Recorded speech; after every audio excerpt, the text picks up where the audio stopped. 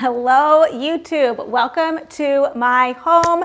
My name is Amy Gregory. I am the founder of Powerhouse, brokered by eXp Realty. I help clients buy, sell, or invest in the Phoenix metro area. Every home has a story, and this is mine.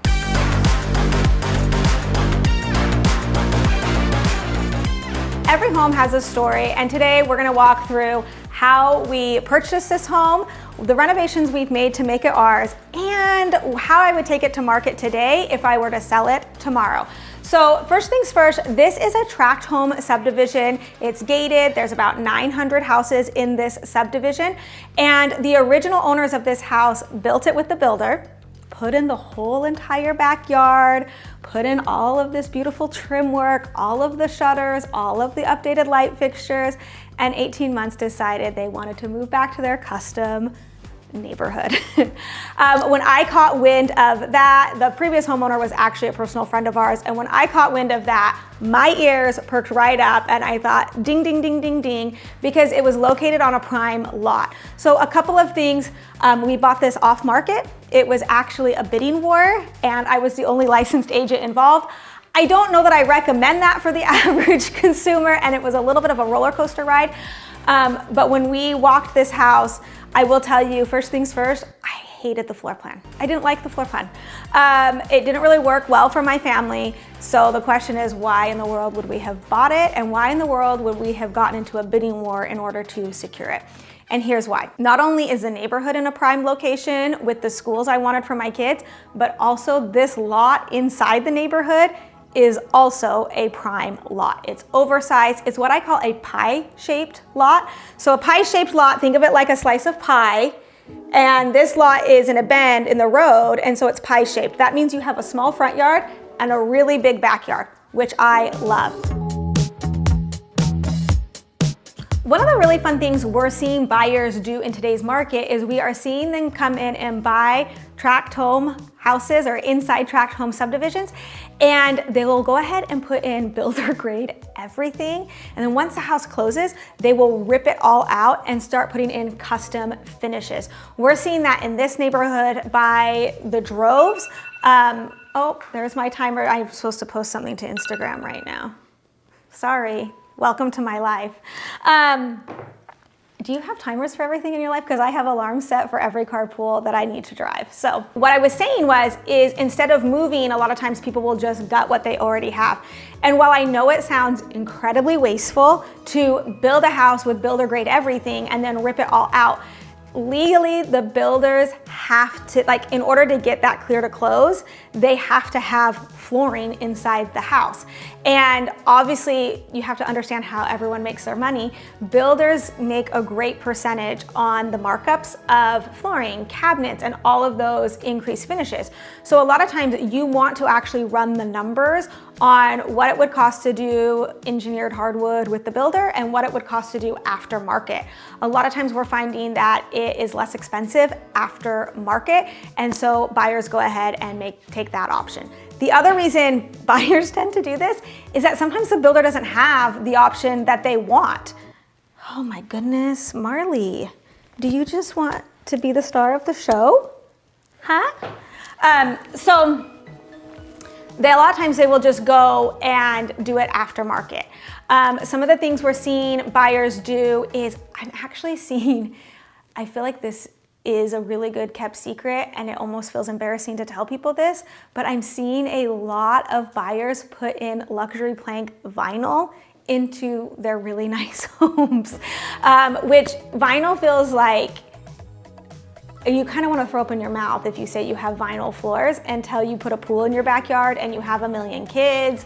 And my floors are vinyl, and when the seller told me they were vinyl, I mentally was like, okay, noted, I need to put in my hardwoods because I feel like I'm kind of bougie and I want hardwoods. Until I lived with them and I realized, holy Hannah, these floors are indestructible and they look just like wood, but they're not tappy or loud like linoleum. So I'm seeing a lot of buyers put that in. Also seeing a lot of buyers rip out like the builder's island and they build out a custom island. So it looks more like a piece of furniture, or they do the waterfall on the cabinets or on the side of the island. You know what I'm talking about, right? Yeah, okay, good.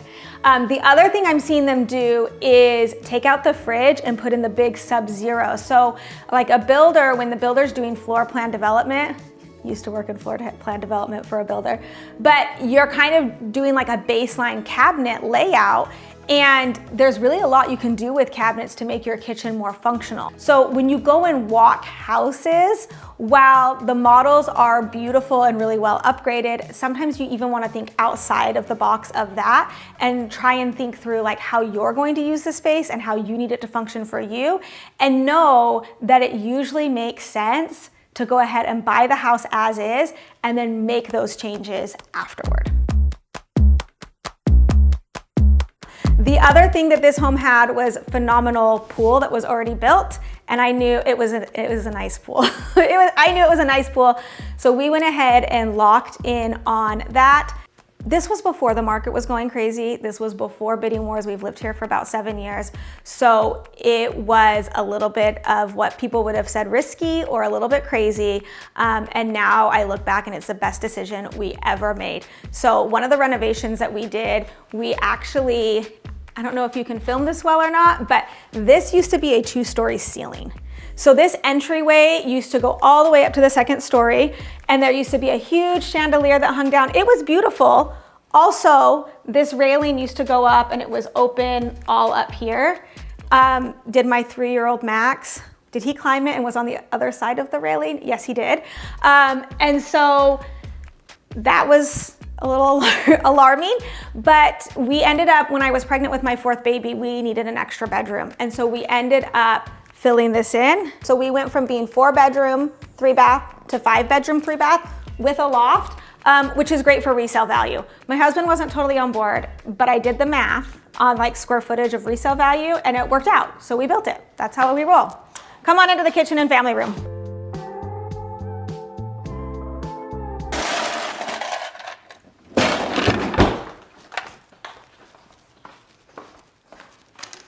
It's like drink break. Does anyone else have to have a mid-morning snack, mid-morning drink? I'm obsessed with Better Days. I haven't drank Diet Coke in like 2 weeks, which if you are OG around here, you know that is a big deal. So this one is Better Greens and Better Hormones. I think my husband's hoping it levels out my crazy. We all know that's not gonna happen. But it does help me sleep better. So like I said, we've lived in this home for 7 years. We really haven't done, well, I say we haven't done a ton to this house. My husband would say otherwise. We added about 1,000 square feet and we've done some things to the backyard. We repainted ceilings and kitchen cabinets and things like that. Every home story never ends. So you always have these little paths of like, are we gonna stay here forever or are we gonna move to a different house? So if I were gonna stay here forever, I would put in big, huge sliding doors right here and I would, okay, come over to the kitchen with me. Put in 3 sets of French doors over here.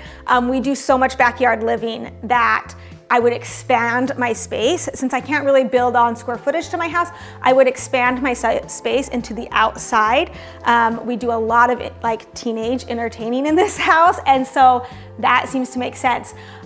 If I were gonna sell it tomorrow though, my go-to-market strategy is one, I would have to take down all the cute pictures of my kids and depersonalize my home. But if I took this house to market tomorrow, I would list it at $850 and hopefully create a bidding war. I actually think I could get more than $850 out of it, not because I have the square footage, but because I have the finishes that people want, the lot size that people want, the pool that people want, and the location in the neighborhood that people want.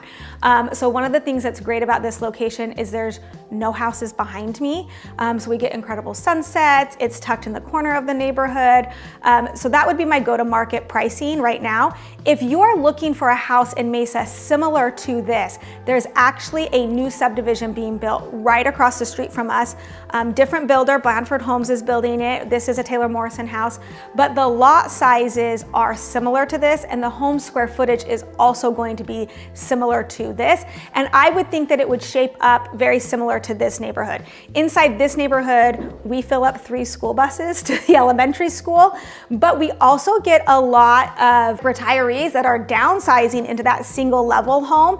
And so you get a really great mix inside this community of like all ages and all demographics, which really creates a phenomenal community. If you are looking for something like this, go ahead and click the link below and be sure to like and subscribe for more content dropping every single week.